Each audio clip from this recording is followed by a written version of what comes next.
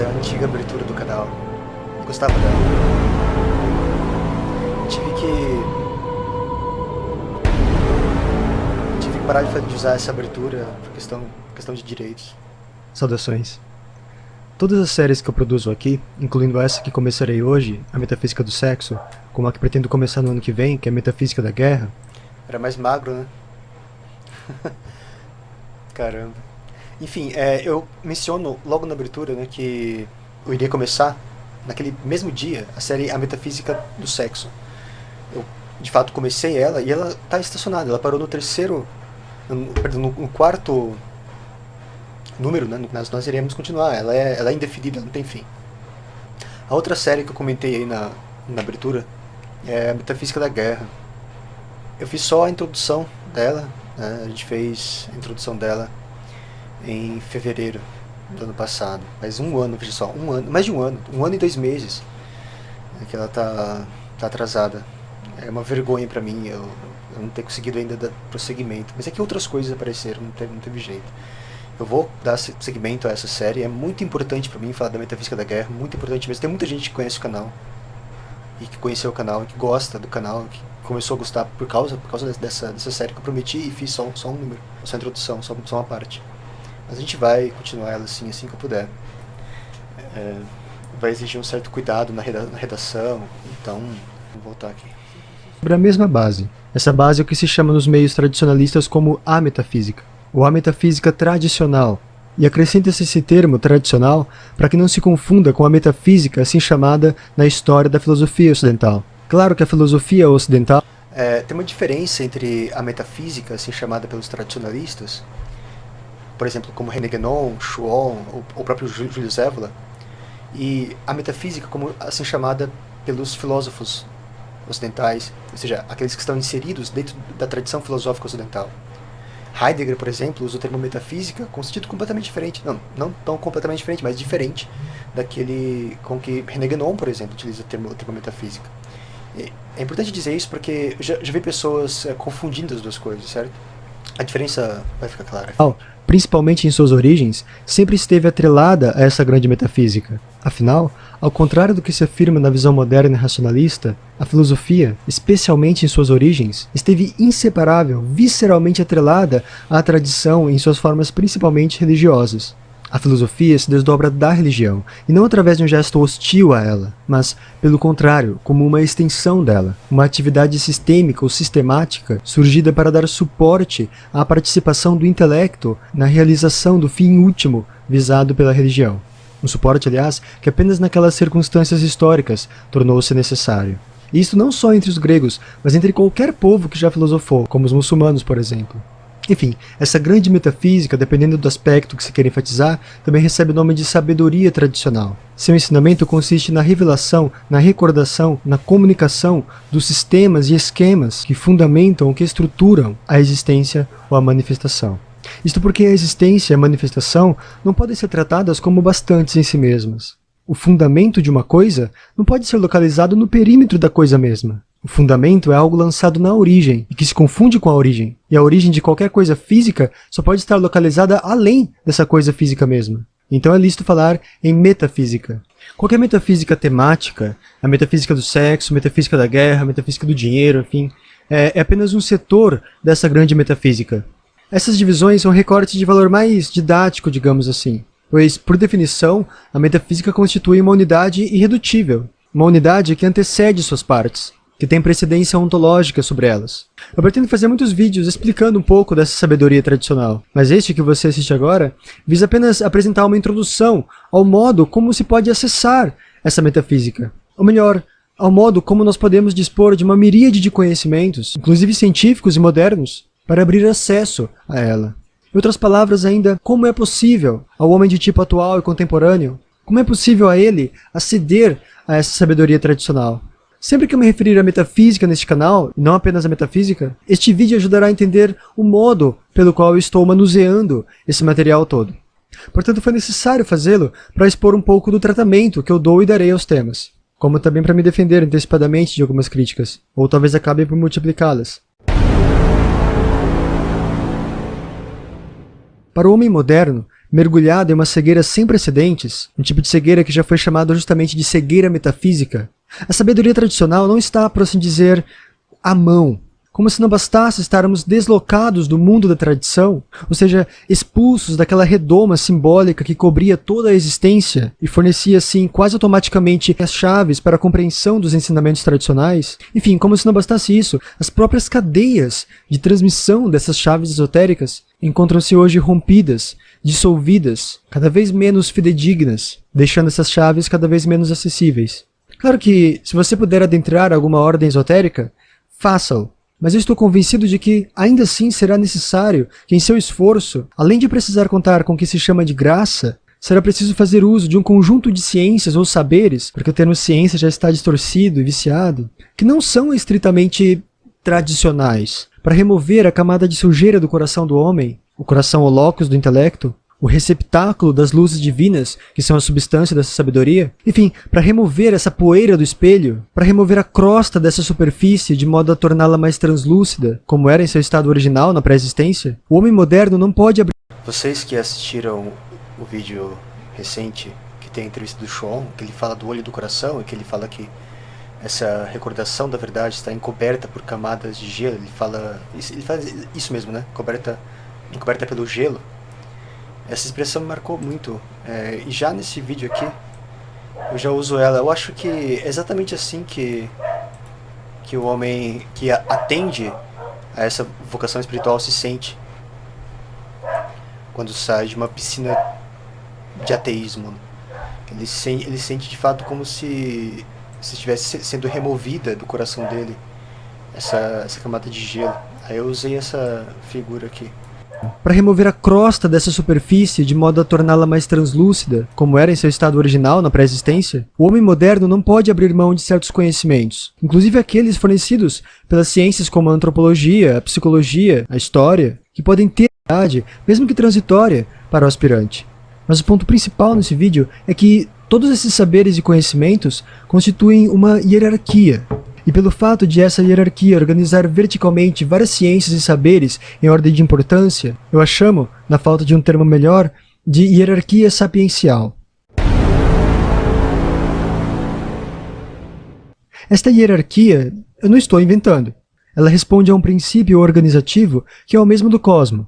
Ou seja, de cima para baixo vai do mais sutil, o reino das causas, ao mais grosseiro, o reino dos efeitos, do mais ideal ao mais material, do intelectual ao empírico. Lembrando que essas categorias eu cito assim apenas para fins didáticos, pois os conceitos tradicionais não são exatamente esses. A mentalidade moderna inverte esta hierarquia. Ela entende que o espiritual é epifenômeno das relações materiais. Esta inversão, esta nova ordem, foi estabelecida justamente na fundação da modernidade. Isso aqui é importante.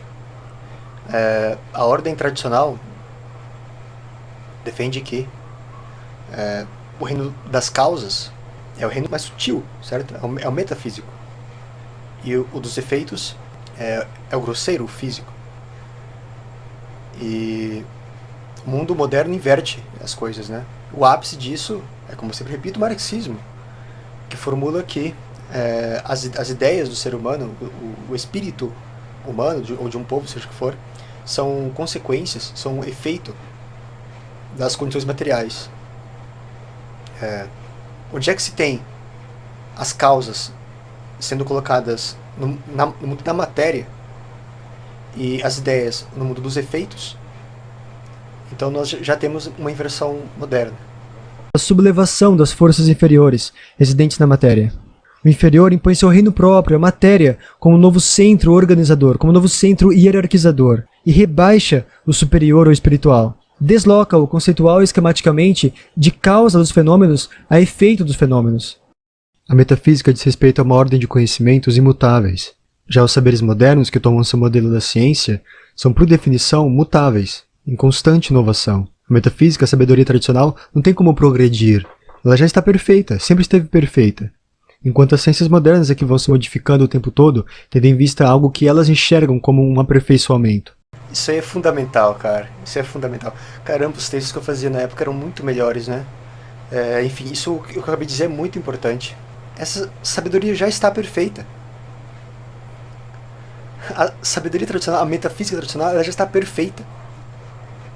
Ela não vai melhorando com o passar do tempo. Esse modelo no qual o conhecimento humano vai melhorando com o passar do tempo, esse modelo é no máximo da ciência, e ainda assim da ciência moderna. A verdade está ali, sempre esteve ali, ela está acima do próprio tempo. Portanto, ela não muda. Ao contrário da ciência, que muda, é por definição mutável. A ciência é por definição mutável. No dia que a ciência parar de mudar, ou seja, no dia que ela estabelecer verdades que são definitivas, ela deixa de ser ciência. E, enfim, o fato é que não há algo como um dia o homem vai saber tal coisa. Tudo que o homem pode saber, ele já sabe, e já soube. Tudo que é de verdadeiro, realmente verdadeiro, que o homem pode conhecer, ele já conhece, e já conheceu. Mas se esqueceu. Constante inovação. A metafísica, a sabedoria tradicional, não tem como progredir. Ela já está perfeita, sempre esteve perfeita. Enquanto as ciências modernas é que vão se modificando o tempo todo, tendo em vista algo que elas enxergam como um aperfeiçoamento.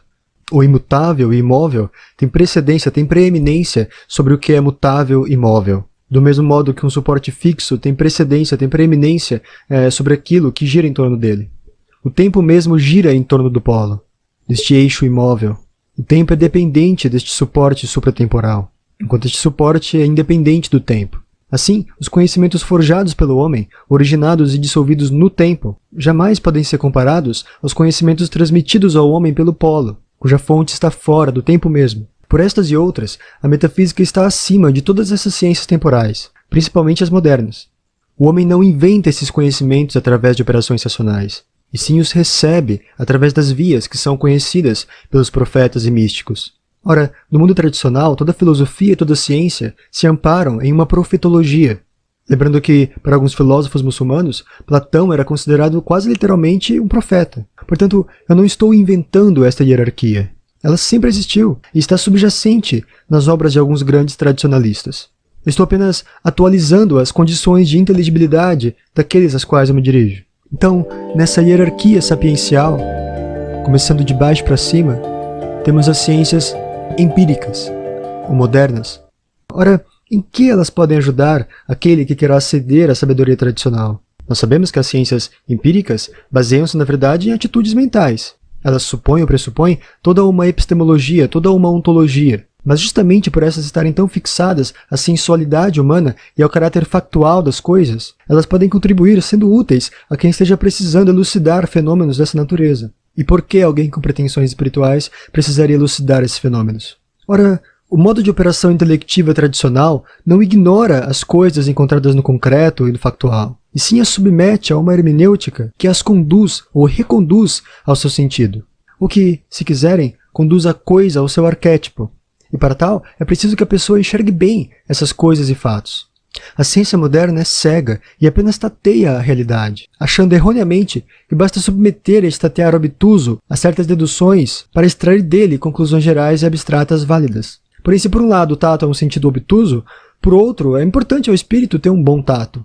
Assim, todo um rol de ciências, da biologia à sociologia, pode fornecer ao aspirante um bom material para ele submeter à interpretação, ou pode aguçar seus sentidos para que ele mesmo recolha. A antropologia, por exemplo, está repleta de material etnográfico que, posto à luz da metafísica por um bom aspirante, pode ajudá-lo a esclarecer a essência do rito, do mito, da prece, do símbolo, aumentando assim seu método em sofisticação. Em seguida vêm os autores inter- ou transdisciplinares. São aqueles que perceberam as deficiências e os fatores limitantes inerentes às ciências modernas, e que, rompendo os limites destas, situando-se fora de uma disciplina acadêmica particular, e em um ponto de onde conseguem enxergar todas essas ciências particulares como num mosaico, operam então uma crítica não apenas à cientificidade moderna, mas à modernidade como um todo. E ao fazer isso, eles podem fornecer ao aspirante meios de remediar seus preconceitos epistemológicos e ontológicos. Em seguida, os tradicionalistas. O escancaramento da miséria intelectual moderna os leva à conclusão de que as formas sapienciais antigas ou tradicionais eram mais satisfatórias, mais completas, mais perfeitas. Eles então se lançam ao seu estudo não com uma atitude analítica ou nem mesmo apenas compreensiva, mas sim, digamos, participativa. Eles não falam da tradição como um cientista social, ou seja, da tradição como objeto, mas sim tentam falar a partir de dentro da própria tradição, provando o sabor da sua verdade. Todo aquele que estuda as tradições é, em certo sentido, um tradicionalista. Claro, em certa acepção do termo. É um pesquisador das tradições. Para ele também vale o termo tradicionalista, certo? Mas o que difere o tradicionalista de um mero antropólogo que estuda tradições é que o antropólogo tem as tradições como um objeto de estudo. Então é mais ou menos como se fosse uma coisa morta, jogada ali na frente dele, colocada ali na frente dele. Um objeto, no sentido quase etimológico do termo, objeto. Ele pode dizer coisas verdadeiras sobre as tradições, certo? Estudando elas como um objeto. E nós fazemos isso também. Só que o tradicionalista, em sentido mais pleno do termo, e naquele, né, que remete a René Guénon, por exemplo, e a esses autores que são mais comuns aqui no nosso projeto, eles tentam observar, eles já fazem um esforço de observar as tradições a partir de dentro delas. Eles tentam entender a verdade que está sendo informada ali por aquele, entre aspas, objeto de estudo. Ou seja, eles tentam de fato enxergar o que há de verdadeiro nas palavras do homem tradicional. Ele tenta atingir a verdade que está sendo dita pelo homem tradicional, e não simplesmente fazer uma análise do que ele está dizendo a partir de métodos e a partir de conceitos modernos. É importantíssimo. O homem científico, quando diante da tradição, já parte do pressuposto que o nativo está enganado. Espíritos são devaneios, então são apenas símbolos. Apenas símbolos. Não há nada que seja apenas símbolos. Essa ideia, né, de que são apenas símbolos. O símbolo é a coisa mais importante que existe para o homem, né? Mas enfim. Aí eu disse, em poucas palavras, o que eu tentei dizer aqui agora há pouco, né?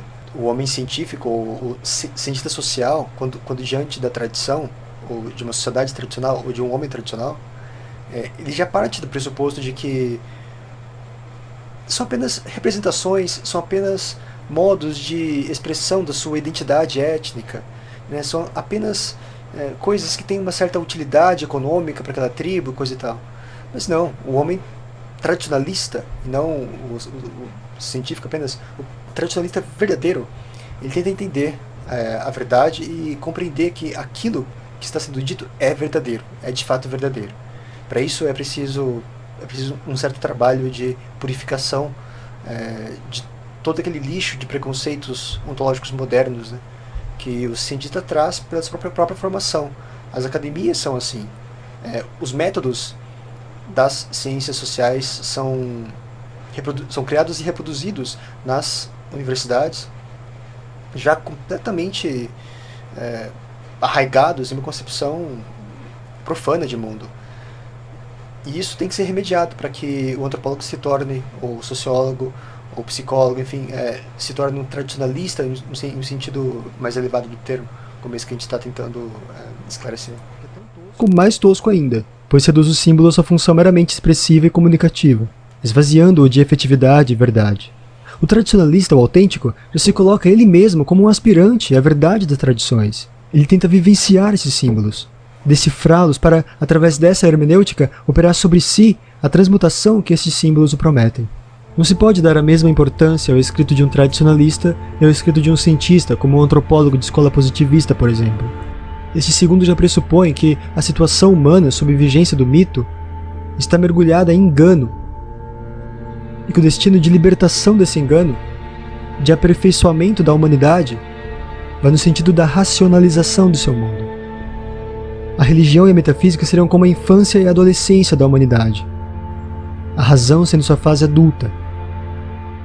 Isto já limita o cientista na raiz, e mesmo o cientista social, que está aberto sempre a relativismos. O dispositivista, a gente pode pensar no século XIX, mas me parece que as ciências sociais, as ciências humanas como um todo, até hoje, não se livraram desses preconceitos.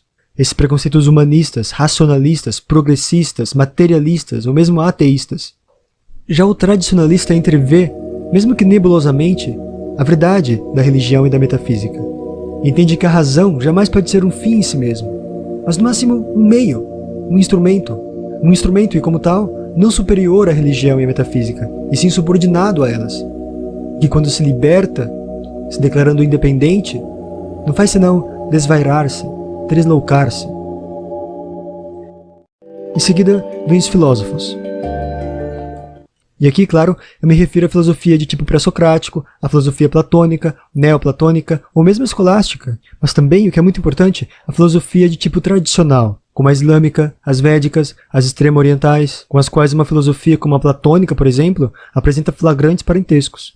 Trata-se de indivíduos cuja produção intelectual advém de uma atitude de contemplação da verdade, e caracterizam-se por uma organização mais ou menos sistemática das ideias, e por um trabalho mais logocêntrico do que mitocêntrico. A natureza religiosa ou divina dessa contemplação é unanimidade nas tradições, e apenas na modernidade ela se destacou dessa relação com o divino, ou acha que se destacou. A já mencionada declaração de independência da razão, que nada mais é que seu tresloucamento, é a perda de seu fundamento transcendente, que o lança no terreno vacilante da dúvida, do qual não consegue mais sair. Em seguida, os místicos. São aqueles cujas obras foram escritas por um tipo de inspiração, por assim dizer, visionário.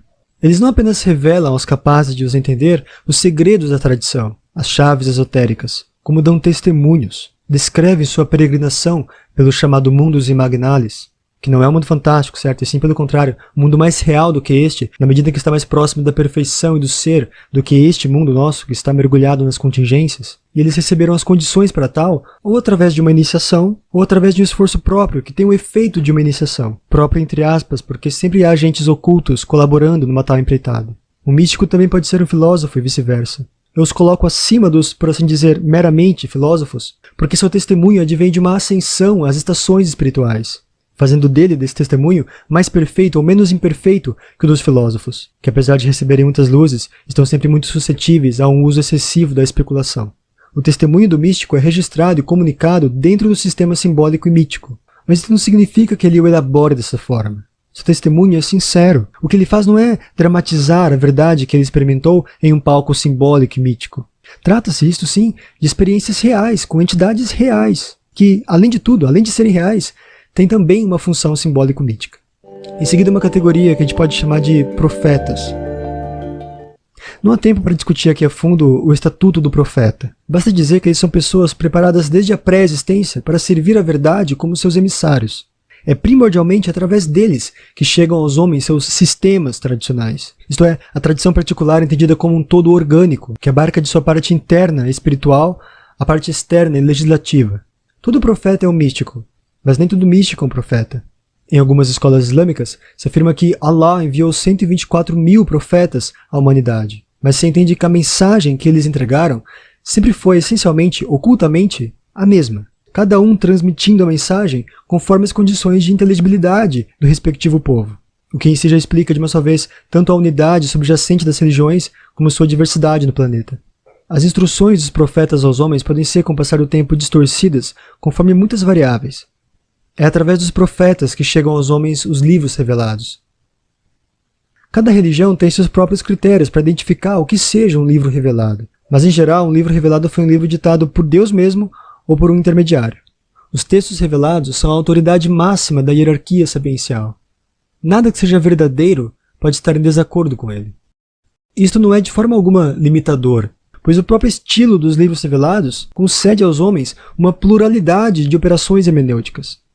O critério de verdade de algo dito num degrau inferior é a sua confirmação pelo degrau superior. Aqui também, repito, o moderno inverteu o esquema. Ele quer fazer, por exemplo, que o que ele considera fato histórico possa servir para refutar uma afirmação metafísica, quando é justamente o contrário. É a adequação de um fato a um acontecimento mítico arquetípico o que lhe confere veracidade. Só é real aquilo em que os homens veem a atualização de um arquétipo. Aquilo no qual os homens não conseguem enxergar o arquétipo supratemporal não pode ser senão ilusão, ou quando muito, algo irrelevante. Percebam que, conforme nos elevamos pelos degraus dessa hierarquia, mais simbólica, mais metafórica, mais analógica vai ficando a linguagem. Isto porque o caminho ascendente é o caminho da síntese, e o simbolismo é a linguagem da síntese. Em um único símbolo, jaz um sem número de bibliotecas inteiras, e conforme subimos, menos importante fica a marca pessoal. A pessoa do autor se dissipa, desaparece. O que é verdadeiro não pode ter autoria. Daí muitas obras de caráter místico e profético chegarem até nós sem assinatura, tornando-se patrimônio de toda uma comunidade. Percorrendo todo o conjunto hierárquico está a experiência do viajante. Tradição, repito, não é um conhecimento livresco. Não basta estudar esses autores e livros. É preciso que se some ao esforço puramente intelectual um repertório de práticas ascéticas, mesmo que brandas, inclusive normas éticas, que irão exercer sobre o aspirante um efeito modelador. Os livros são apenas pistas que a alma recebe na Terra para recordar-se das verdades eternas que ela contemplou na pré-existência. Então, como estudar a metafísica tradicional? Como chegar à sabedoria tradicional? Deve-se estudar, e se necessário, não apenas os cânones tradicionais, mas respeitando a hierarquia do material estudado. Deve-se enxergar o símbolo nas coisas, ou os símbolos que as coisas são. E, paralelo a isso, através de suas práticas, incluindo as céticas, limpar-se, purificar-se e recordar-se. Bom, então é isso, estou ficando por aqui. Só um aviso, hoje eu vou gravar o primeiro vídeo da série sobre metafísica do sexo. Eu vou tentar subir aquele vídeo junto com este, porque eu acho que eles se complementam. Mas a edição daquele vídeo eu acho que vai demorar um pouco mais, e talvez eu só poste amanhã. Também tem um vídeo importante sobre a diferença entre iniciação e sanskara, que é um assunto que eu deveria ter abordado naquele vídeo sobre tornar-se homem, que não coube naquele vídeo. Então é isso, curta o vídeo se você gostou, compartilhe nessa... Mas é tempo, eu posto os vídeos e assisto umas 2 vezes, né, só pra ver se tá tudo ok, pra ver se, né, se tiver alguma coisa errada ou algum erro de edição, dá tempo de tirar e colocar, depois corrigido. Mas eu não vejo depois, né, e vendo agora eu fiquei surpreso, eu consegui em 15 minutos dizer o que parece que hoje, né, talvez eu levaria até mais tempo pra dizer, porque o meu estilo de exposição mudou, né, de lá pra cá. Mas seja como for, eu acho que foi bem esclarecedor, né? Eu considero esse um dos vídeos mais importantes do canal. Eu acho que isso ajuda a entender muita coisa nos nossos vídeos, né? Para aquele que estuda as tradições e que queira entrar na perspectiva tradicionalista, que é um caminho para a perspectiva do homem tradicional, essa pessoa deve, a meu ver, respeitar essa hierarquia. Esse é um modo que eu encontrei de esquematizar aquilo que está implícito nos grandes autores do tradicionalismo.